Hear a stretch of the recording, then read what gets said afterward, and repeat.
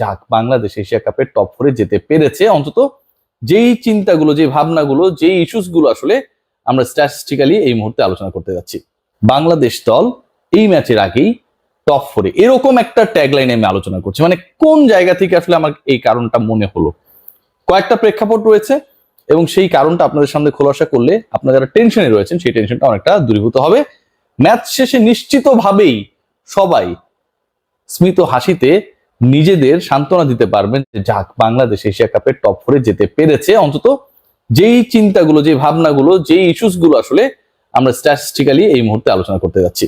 মানে এখন তো সবকিছু হচ্ছে ইঞ্চ টু ইঞ্চ, অল্প অল্প করে হিসাব। একটু রান রেটটা বেশি হলে কি হয়, একটু কম হলে কি হয়, হ্যাঁ, প্রতিপক্ষকে তাড়াতাড়ি অল আউট করে দিতে পারলে কি হয়, বল কম খেললে বেশি রান করলে কি হয়। সো এই 7 ম্যাচের মধ্যে যেহেতু খুব হেড টু হেডের আলোচনাটা, আজকের এই ম্যাচে শ্রীলঙ্কা যদি হেরে যায়, ওই হেরে যাওয়ার পরের ইকুয়েশনটা নিয়ে অনেক আলোচনা হচ্ছে। যদি 150 করে আফগানিস্তান শ্রীলঙ্কাকে 83 রানের মধ্যে অল আউট করতে হবে, যদি 180 করে 109 রানের মধ্যে শ্রীলঙ্কাকে গুটিয়ে যেতে হবে, যদি 200 করে তাহলে 127 রানের মধ্যে শ্রীলঙ্কাকে গুটিয়ে দিতে হবে। এই ইকুয়েশন, এই হিসাব নিকাশ আই ডু স্ট্রংলি বিলিভ যেগুলো আসলে থার্ড যে পয়েন্ট মোস্ট ইম্পর্টেন্ট, এখন পর্যন্ত এশিয়া কাপে বাংলাদেশ, শ্রীলঙ্কা, আফগানিস্তান, হংকং যে গ্রুপটায় অবস্থান করছে, সেই গ্রুপের যদি আমরা চিত্রটা দেখি, সেখানটায়ও কিন্তু শ্রীলঙ্কা 2 আউট অফ 2। হংকং এর বিপক্ষে প্রেসার ম্যাচে জয় পেয়েছে। বাংলাদেশের বিপক্ষে ম্যাচটা আরো বেশি প্রেসারের ছিল, কারণ এর আগে যদি বাংলাদেশ এবং তার মানে শ্রীলঙ্কার আমরা রেজাল্ট দেখি, সবশেষ 3 টি-20 দুটাই বাংলাদেশ টানা জিতে শ্রীলঙ্কার মাটিতে সিরিজ জিতেছিল, যেটা আমিও নিজে কভার করেছি। So Sri Lanka they were under pressure. বাংলাদেশের এগেনস্টে পিছিয়ে থাকা শ্রীলঙ্কা স্ট্যাটিস্টিক্যালি অসাধারণ জয় শুধু রেজিস্টার করেনি, 32 বল আগে জয় নিশ্চিত করেছে। বাংলাদেশের ব্যাটিং অর্ডারকে দাঁড়াতেই দেয়নি, বাংলাদেশের টপ অর্ডার দুমড়ে মুচড়ে দিয়েছে।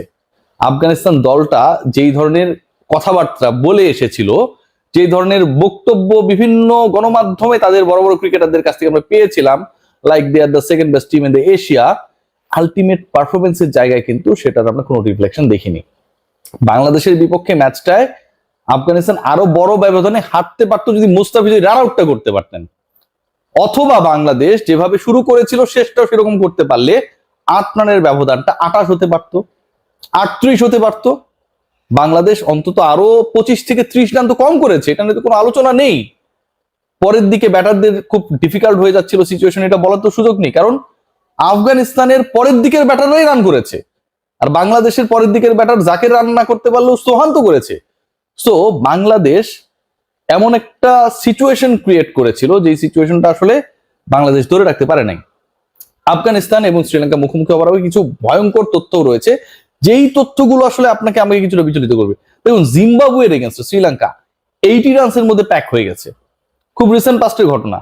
এটা কিন্তু একটু হলে আপনাকে টেস্ট করবে, এই টেনশনটা কিন্তু থাকবে। এখন একই কাজ যদি হয়, তখন তো ভাই খবর আছে।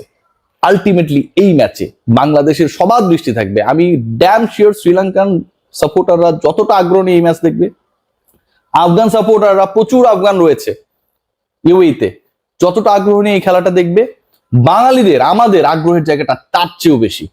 এবং এই আগ্রহের জায়গা ক্রিয়েট করার ক্ষেত্রে বাংলাদেশ ক্রিকেট দল যে একটা অবিস্মরণীয় কাজ করেছে। হংকং এর বিপক্ষে তারা সহজ ম্যাচকে কঠিন করে জিতেছে। যেই ম্যাচটা 30 বল আগে জেতা সম্ভব, সেই ম্যাচ জিতেছে 14 বল হাতে রেখে। মাঝের 32 বল একটা বাউন্ডারি মারার সাহস দেখান নাই, 7 উইকেট থাকার পরেও শেষ 6 রান তুলেছে 10 বলে। খেয়াল করে দেখুন, এই দলটাই একটু আগে যেটা বলছিলাম, আফগানিস্তানের বিপক্ষে যে সুযোগ ছিল রান রেট বাড়ানোর, বড় স্কোর করার, প্রত্যেকটা জায়গায় তারা মিস আউট হয়েছে। আবার একই দল শ্রীলঙ্কার বিপক্ষে যেই পরাজয় রেজিস্টার করেছে, সেখানটাও কিন্তু আসলে বাংলাদেশ যেভাবে কলাপস করেছে, এটা নজিরবিহীন। টস জয়ের পর দলের ক্যাপ্টেন, ম্যানেজমেন্ট তারা আগে ব্যাট করার সিদ্ধান্ত নেননি উইদাউট এনি প্রিপারেশন। যখন সত্যিকার অর্থেই বাঘ এলো, মানে শ্রীলঙ্কার বিপক্ষে বাংলাদেশকে যখন সত্যিকার অর্থেই টস হেরে আগেই ব্যাট করতে হলো, তখন কিন্তু আর রাখাল বাঁচতে পারলো না। ওই যে রান রেটে ফল, এটাই কিন্তু বাংলাদেশকে সবচেয়ে বেকায়দায় রেখেছে। একইভাবে আফগানিস্তান, চিন্তা করে দেখুন, হংকং এর বিপক্ষে একটা ম্যাচে, মানে যেই ম্যাচটায় রান রেট বাড়ানোর সুযোগটা ছিল, যেই গ্রুপে আফগানিস্তান, শ্রীলঙ্কা, বাংলাদেশ থাকবে, যাবে দুটা দল পরের রাউন্ডে, এখানে তো ভাই রান রেটে ক্যালকুলেশন আসবে, এটা পাগলও বোঝে, শিশুও বোঝে। তারা কিন্তু সেই কাজটা ভেরি ফার্স্ট ম্যাচে করেছে।